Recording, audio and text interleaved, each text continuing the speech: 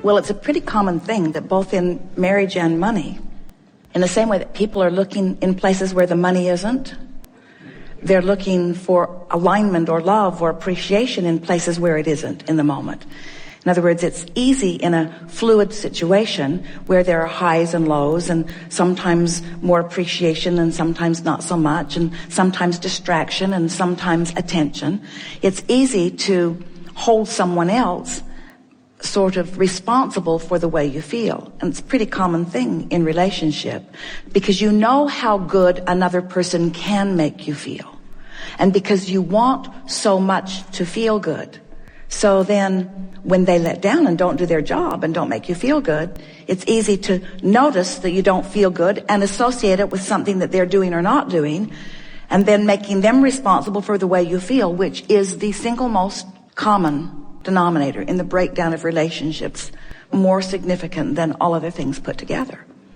So what it really comes down to is you just have to decide that you're going to be happy in the relationship, period. You're going to be happy in the relationship, and brace yourselves. And what the other person does is irrelevant. What the other person does is irrelevant. What the other person does is irrelevant because you can't control what they do, and that's what's freaking you out. Do you know that most relationships are based upon your belief in your ability to control the other? Do you ever listen to the people in the hair salons talking? Oh yeah, I've pretty much got him trained now, they say. Pretty much got him trained, and we say, run away, run far away. Nobody wants to be held hostage as the provider of your happiness, even though we are certain that for each other you want one another's happiness. But it turns bad. It can turn real bad when you actually believe and make someone else believe that you are responsible for the way I feel.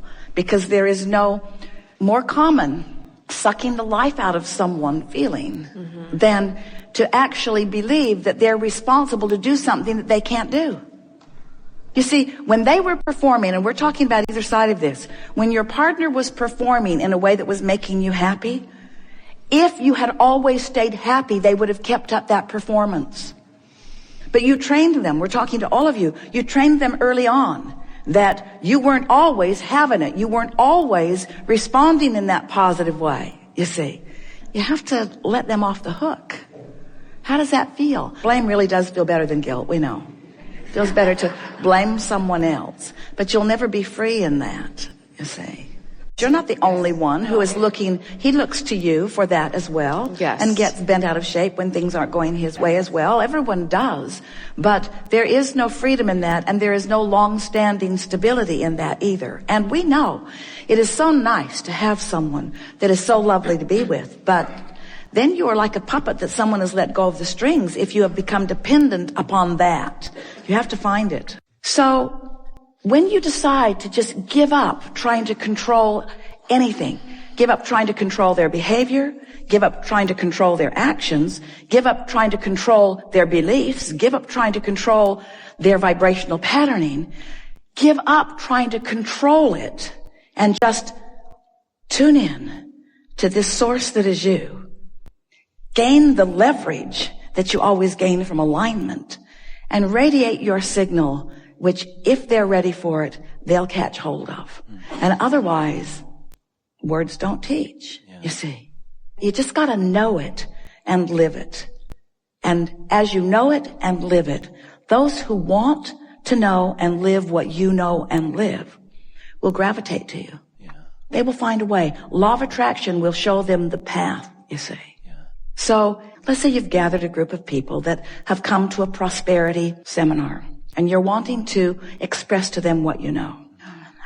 We would say, I want you to forget everything that you think you know about where you stand in relationship to where you want to be. Because I know for sure that you have a distorted view of yourself.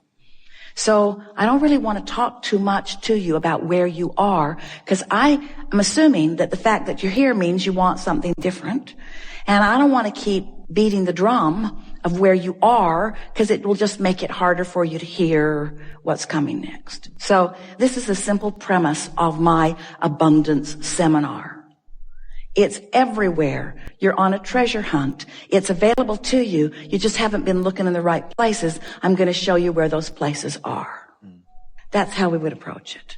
And then eventually you got to get to what we talked about this morning.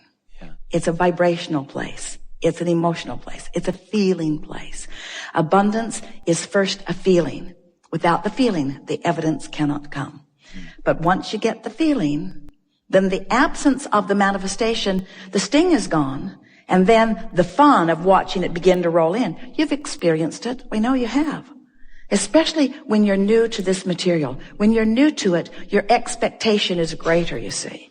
And when your expectation is greater, then your desire moves faster into fruition. When you want something and you believe it, and you're on your way to it, and you're joyfully romping down the path on your way to it.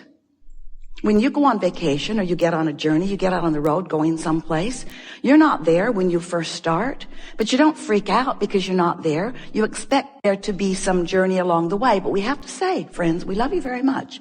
You know what's coming after that phrase? We love you very much, but you do complain on your journeys. You do. You complain on your journeys. And we take that as a good thing, not as a bad thing. We mean it as a compliment in this sense. At very deep levels, sometimes so deep, at very deep levels, you know things are supposed to work out for you. You do. And when they're not, there is a sort of freaking out that is natural. We understand that. But we want you to know a whole lot is working out before there is a manifestation that you can show to others. And if you can be a little less hung up on the manifestation that you want to show to others, and more tuned to the feeling of adventure, to the feeling of joy. Don't you just love it when you want something in general terms and you don't exactly know how it will play out? Oh, you've got some ideas about how you would like it to play out.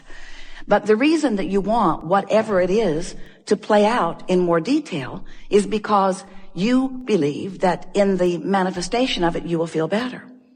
So, you know how when you want something and it hasn't yet manifested, but you have this general sense of it, and then ideas start to come to you. Don't you like that feeling of idea? Don't you like that feeling of inspiration? You do when that feeling of inspiration is accompanied or allowed on this basic platform within you of expecting good things to come. So if you could just develop a sort of general basis of beingness that goes sort of like this. I don't exactly know how it's going to be or who it's going to be or when it's going to be or where it's going to be, but I know that it's going to be really good and that I'm going to know it when I see it. In fact, I know that I'm going to know all the steps along the way, because feeling your way to the next manifestation and the next manifestation and the next manifestation is what the most of your life is about. It's not about the manifestation and the manifestation and the manifestation. It's about feeling your way along your way to the next manifestation and the next manifestation. Hear that. That's really an important thing. Because if it were the other way, if it was just manifestation, I want it, boom, I want it, boom, I want it, boom, I want it, boom, we promise you this would be a seminar on de-manifestation. I have 487 cars, Abraham. The oil is seizing up in most of them because I can't get to them every day. I have more property than I have been able to visit. The rats have moved in. I have more stuff than is manageable. That is what you would say to us. There are more people in my life and there are more conversations to have than I have tongue to have them with. That's what you would say to us. But when you let your world be a vibrational world, which means it's an emotional world, which means it's a thoughtful world, now your world can be one that vacillates between comfort and ease, and power and certainty, and eagerness and clarity and passion and love and joy. In other words, you're up there on that end of the emotional scale. You're not having to dip into the contrast because you have enough contrast in that good feeling end. You like going from, the satisfaction of not being overwhelmed to the exhilaration of having a little more to do right now than you really want to do. In other words, that's really a nice blend of emotions, and you have the ability to control yourself in that way. But you've got to stop. You have to stop making it about the manifestation and begin making it about how I feel right now, how I feel right now, how I feel right now. Because you don't have control over the manifestation because you haven't exercised control over your vibration. But if you start making it about exercising control over your vibration, control over your emotion, control over your thoughts, control over your words, control over your general approach to physical life experience, what you're going to begin to notice is that you have control over all of the specifics of your life. Not just what, but where. And not just where, but who. And not just who, but when. You get to dictate every single part of your experience. You get to call the shots. You are the only one that ever calls it in, and you're the only one who ever holds it out and keeps it from coming. So do you have any idea? We do. And we're not mocking you. Well, a little. Do you have any idea how many experiences you have called to you that you're not allowing to flow with the ease that is possible? And do you know the one reason why you're not allowing these things, experiences, people, places, events, circumstances, dollars to flow to you in the way that you want? It's because you are fixated on the observation of what is. And you are letting the absence of what you want in your what isness dominate your vibration, set up a vibrational field that holds it apart. So you've got this pull, push, pull, push, pull, push thing going on. I want it, but I want it now, and I want it yesterday, and I want it so much, and the not having of it has me upset. That's basically what your vibration, most of you, we love you so much. But we thought you might like to start this new year off knowing how to create your own reality. Because nobody else is creating your own reality, you see. That's why it's called your own reality. Your own reality. You are the creator of your own reality, which means you are the vibrator of your own beingness, which means you are the thinker of your own thoughts. You are the perceiver of your own world.